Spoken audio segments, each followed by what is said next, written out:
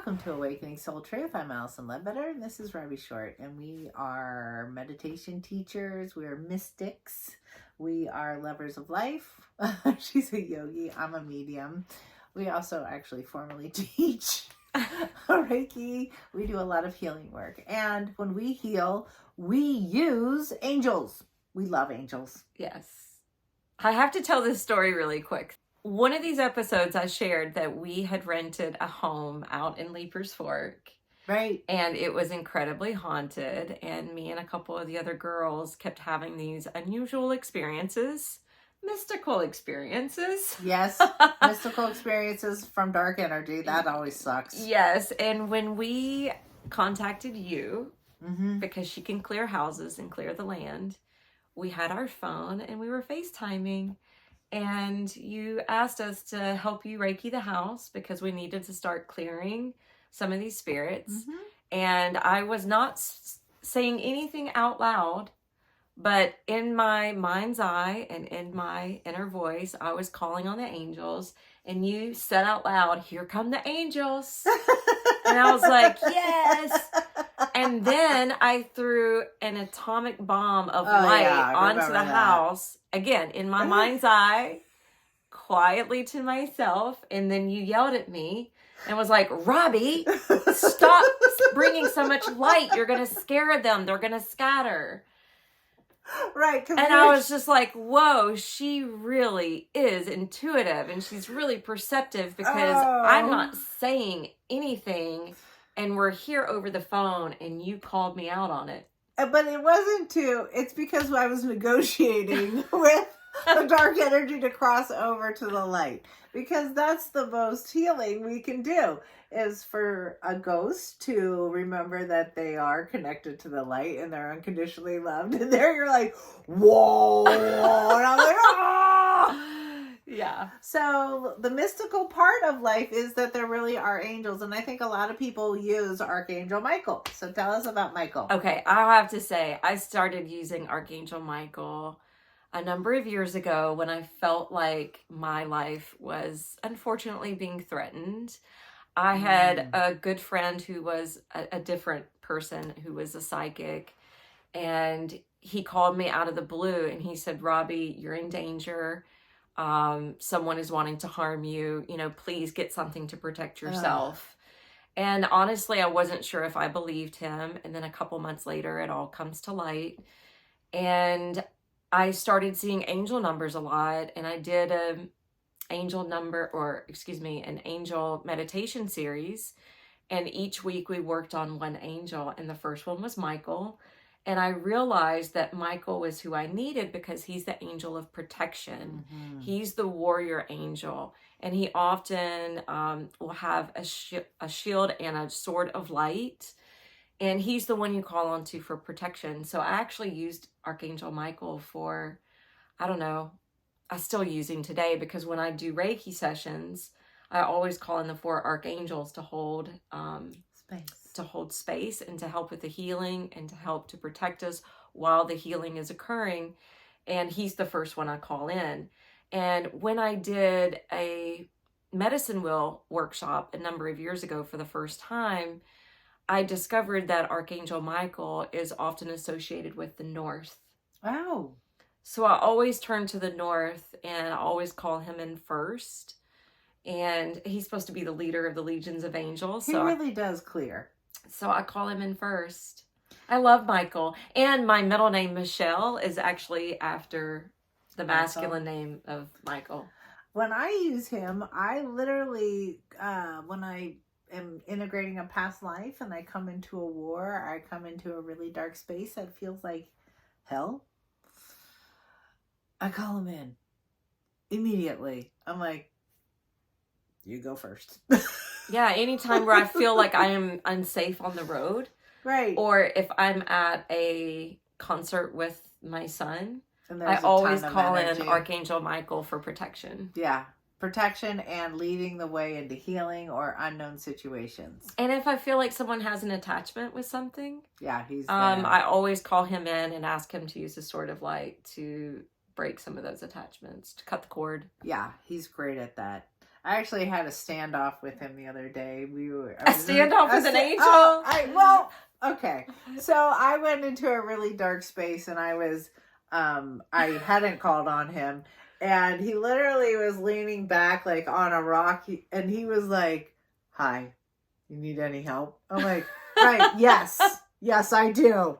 And it was one of those moments where I think I was tired and I forgot to surround myself in light. And I was just like going in blazing. And he was just sitting back like, "Hey, what's up?"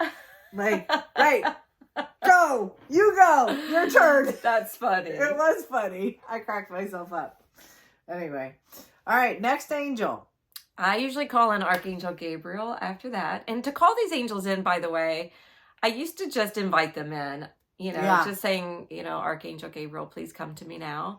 But now I'm starting to say, I invoke Archangel Gabriel. I invoke Archangel Gabriel. I'm starting to say it 3 times because I want it to be, I don't know, I like the formality of it. And 3 times accesses the universe. Oh, okay. You actually need to say anything with power 3 times. And if you notice, you'll get stronger and stronger as you say something. Yeah. It'll be like, I invoke the power. I say the Christ. So I invoke the power of the Christ. I invoke the power of the Christ. I invoke the power of the Christ. And I feel like we deep and we resonate and the power comes in. But we're doing Gabriel right now. Okay, so with Gabriel, when I was doing the medicine wheel, I learned that he rules the east, which, I don't know, makes sense to me because it's also the element of the wind. Ah. If you look at shamanism, they'll say to sit with the wind and see if the wind has any messages for you. So I feel like it all combines. Because he's of communication. He's the angel of communication. He's the messenger angel. Absolutely. He's the one you can call on to for guidance. He brings sound. He sounds horns. Mm-hmm. He sounds the horn. He is very much a part of my life. And the geese started honking and honking and honking and like circling the house and honking. And I'm like, Gabriel, hello. Because it was such a loud horn sound coming out. And it reminded me of Gabriel. Which came first? Was Gabriel there, or did I invoke Gabriel because I heard the horns? It doesn't matter. I felt this huge rush of an announcement coming through. I love Gabriel because I named my son Gabriel. Oh, yes. And I will say his father made the most beautiful song for him when he was in the womb. And it's something like, and I can hear the horn blow and the sound of angel wings. And it fills me up with guiding light that only he can bring. There's a time to stay and a time to go, and what will be, will be. But this time heaven's swinging low and Gabriel is coming down to me. Sorry, I can't sing very well. But it was such a beautiful, beautiful song that he wrote for my son. I'll never forget the lyrics to that song. That was beautiful. So I call Gabriel my little angel. He is your angel. He is my angel. He's been my lifeline. It's interesting, even though I mentioned Gabriel is like, considered with the East and Michael's with the North. It is interesting when I pull them in to different Reiki sessions and I have my eyes closed when I'm calling them in. They take different spots in their room. Oh, yes. They always interchange it up. So I could be in the same direction with the room with one client, another client will come in and they'll change it up. Yeah. And I think it really depends on who I'm working on and who's being called or needed more kind of at this level of the head and the heart. Absolutely. Versus who needs like the lower chakras worked on. It's kind of how I look at it. But anyway, then we've got Archangel Uriel, who is the angel of wisdom. So I like to call in Uriel whenever I'm trying to decide something, again, for Reiki, of course, but that's a perfect angel to call on when you're trying to discern or decipher what choice to make, what direction to go, and you're kind of caught up in the middle and you see the good of both. Yeah. Or you feel like a little tug of war happening, between the two. I feel like for me, Uriel really shows up in golden light and very flowy. But I think the others. That's cool because the more physical. The south looking. is fire. Oh, I so did that not fire know that. is kind of that golden color. Yeah, Interesting. and she can really, or he. I think they're androgynous. I do too. They're not male or female. Even Michael. I mean, I really don't feel like Michael is all the time masculine. I really see her as this great place of wisdom. Mm-hmm. And she really helps me with discernment. And then we've got Archangel Raphael, who's often depicted green, which I think is really cool because he is of the West, and that's where the healing waters are, or the element of water. And he's the healing angel. And it's been really cool when I've done group Reiki sessions, when I've done restorative and Reiki. He may show up in a certain corner and may be there specifically for some person. For instance, I did it a number of months ago, and there was a woman just coming out of chemotherapy, and I didn't know it because she had her hair and I didn't know her very well. Right. But when I got to her and I was talking to her about this is what was coming up for you, and this is the angel that was here for you, she started to cry and was telling me about her journey with cancer, and I didn't know before that. Oh, beautiful. I think I'm the closest to Raphael. He was my first angel that started this whole healing. I feel like you can always have an angel show up and take you through these experiences, but I just remember being in my late 20s and being like, okay, this is a lot. And literally having that support. That's also when you lost your mom, though, right? Yeah. So he was healing probably the grief. Yes. Did I say Gabriel? I meant Raphael. Yeah, you meant Raphael. I literally, it was my first very intimate relationship with an energy outside of Mary or Jesus or any of that. It was fascinating. Really, he was absolutely there for all this healing. And you're right, it does correspond with going to massage school and starting to heal with my hands and watching the energies shift and knowing that that angel was there. Oh, it's beautiful. I love these archangels. Carrie Samuels does some beautiful angel meditations if you're looking for any online. And I learned years ago, and we're going to do another video about clearing space, but I learned years ago with feng shui, when you're wanting to clear your home or clear your office and you're using the sage, to use like a high-pitched bell. And I remember that old black and white footage, or movie rather, from Christmas time. What was the name of that movie? Every time the bell rings, an angel gets its wings. Do you remember that? No, but that's okay. Anyway, it was this old black and white movie, Christmas movie. And it's at the very end of it. It's at the very end of it. Okay, I do. So sometimes I'll even ring a bell. I'll ring a high-pitched bell to call them in. I mean, the bell clears so much energy, and it actually is their vibration. Oh, it's the vibration of the angels? Yes. So that's why you want to ring the bell. Oh, you know what? I think I might have brought. She's disappeared temporarily. I brought two. I brought two bells. Oh, cool. This. But then I also like this one because it's more higher pitched. Oh. So these are the little bells I use. Do you use those in healing sessions? No. Well, no. I use them when I'm clearing the room, invoking the energy of a deity. Like I have some murti sitting in my altar. So if I'm gonna do like a chant to Ganesh or Hanuman or Lakshmi or Kali, then I'll ring the bell 3 times. Which brings us to... But sometimes I'll do it for the angels too. Every faith has different deities and high vibrations. Are these angels of Hinduism? These are deities, so gods and goddesses of Hinduism. And if you go to a Hindu temple, the first thing you do is ring a bell. Or that's the kind of the protocol. The first thing you do before you do the mantras or go into a puja, you ring the bell because you're trying to get God's attention. Well, it's really clear that every faith has higher light beings of love and light. So you'll never know who you'll meet. And I say that in all seriousness because I'll be doing a Reiki session, and when you invite this person's guides in, their support system, I mean, what comes through my energy plane, I'm always shocked by. I'm like, okay, hi. And they're from all over the universe. Literally all over the universe. Okay, since we're talking about angels and she's a medium, I'm just going to ask her. Oh. Have you noticed through your Reiki sessions, have you noticed if anybody is an angel, like an earth angel, or derived from the angelic realm, and they're here clothed in a human form? Well, yeah. I mean, I do see that.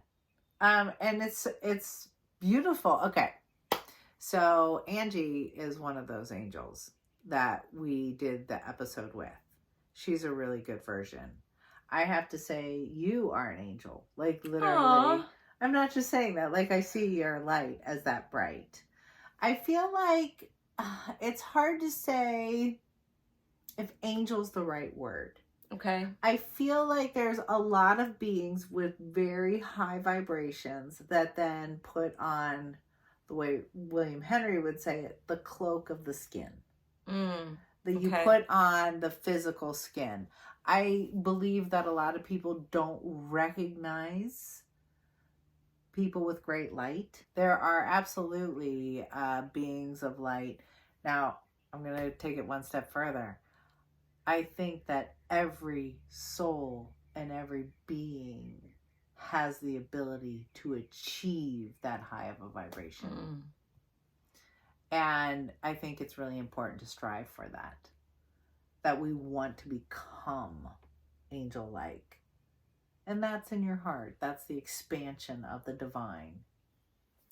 I'm curious, and this is just coming up on the fly because we're talking about this. I have two things, actually. I had an energy worker once. She told me she was clipping my wings. And I remember when she clipped them, I was like, first of all, I didn't know I had wings. Second of all, if I have wings, I don't want you to cut them off. But I didn't have the words. You know, I didn't know what to say or do because that's really creepy.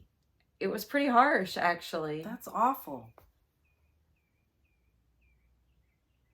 So then, to go beyond that, I have a friend who had an experience when she was in deep meditation that she sprouted monarch butterfly wings. Yeah.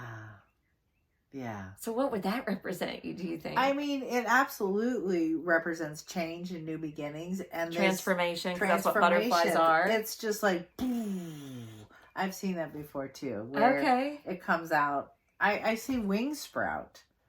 You know, I think, again, it's the symbolism of being divine or holy, that have wings come out of people. Oh, wow. And I see that the butterfly wings are really about change and massive change, but being supported by such grace and beauty. And that being in the background of them, upholding them.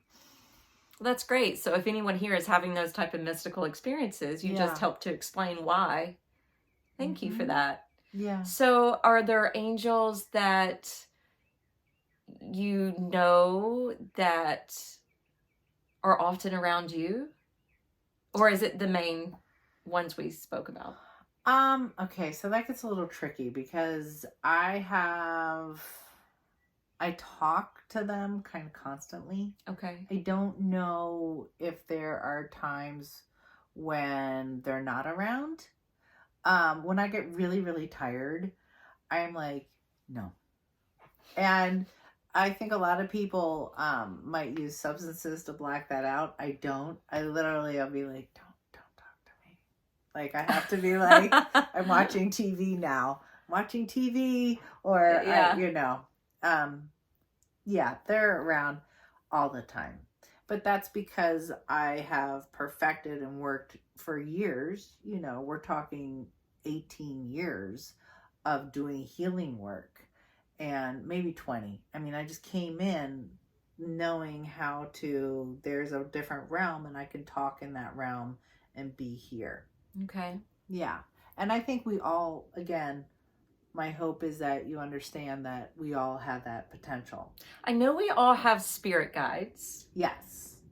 And that's Would like you your say individual, a spirit guide.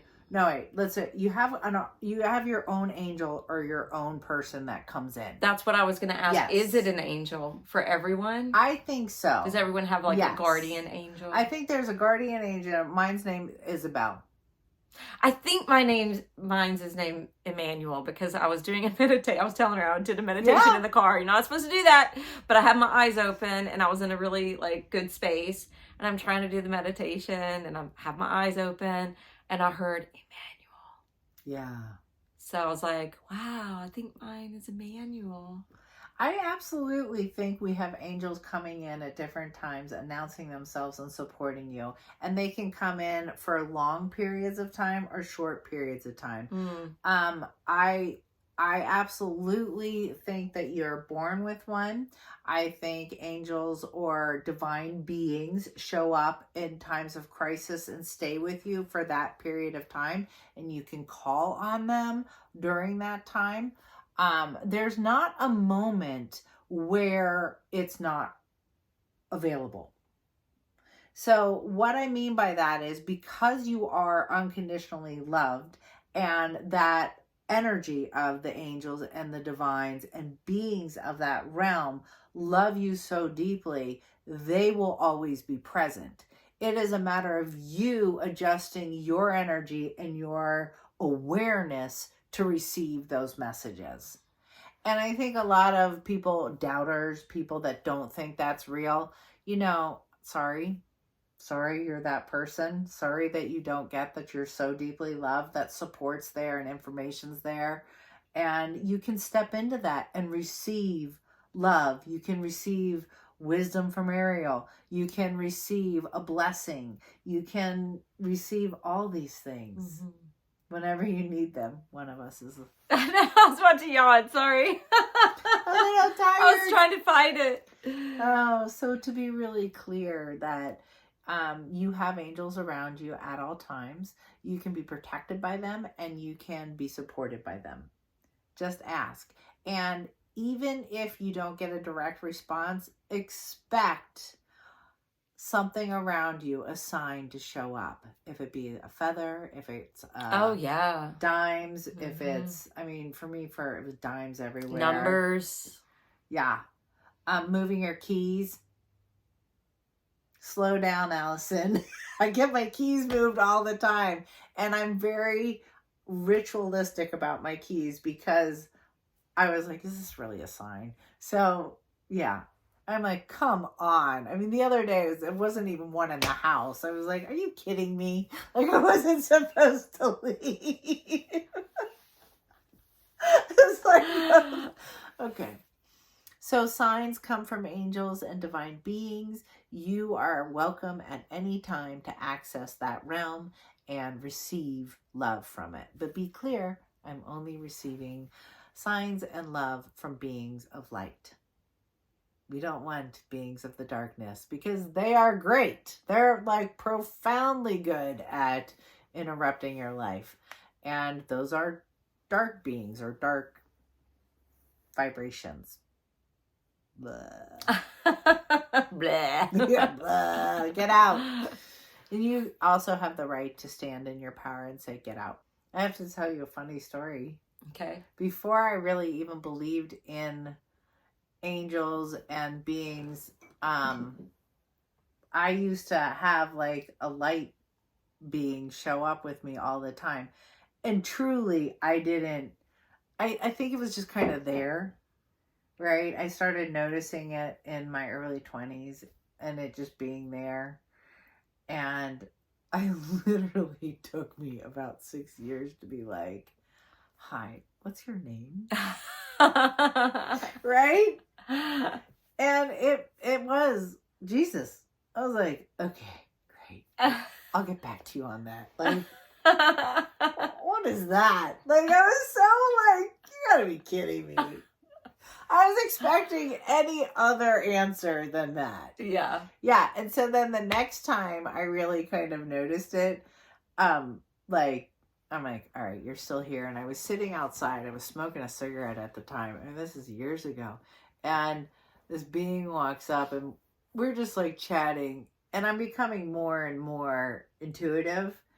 And I'm like, oh shit, you really are Jesus, aren't you? That's really funny. Did he laugh at you? Yeah. I mean, it's a very personal relationship. So really expect you to have a personal relationship. And I know some of you are going to be like, is she hallucinating? Yeah. And I'm okay with it. It's just information in a different reality field. Yeah. And we all have access to it. That's all it is. Enjoy. Be playful. Yeah, be playful. It is be playful. Be magical. Call on them anytime, any place. I remember another story when somebody was like, is that real? They said to me, is that real? And I said, well, it's actually all real. Yeah. It's all real. There was this one period where I was desperate to get a new car. And when I had taken the car for a test drive, I was really into angel numbers. And I sat and prayed after I took it to my mechanic. And he was like, yes, Robbie, this is the car. This is the one you should get. And I was still, a little questionable about it. So when I went back to the car lot, I closed my eyes, I did a quick little prayer, and I just wanted a sign or some sort of confirmation. Yeah. And when I opened my eyes, I just happened to look at the dashboard where the clock was, and it said 111. And I was like, thank you, because I felt like the angels were there to give me that sign. And 111 is a doorway and a gate. Yeah, it's a portal, and it's wonderful. That's a yes. It gave me my answer, yes, and it was a good car for me. Yes. Yay! Well, look for angel signs. Look for those numbers. Sprout your wings. Be mystical. Have a great day. Namaste.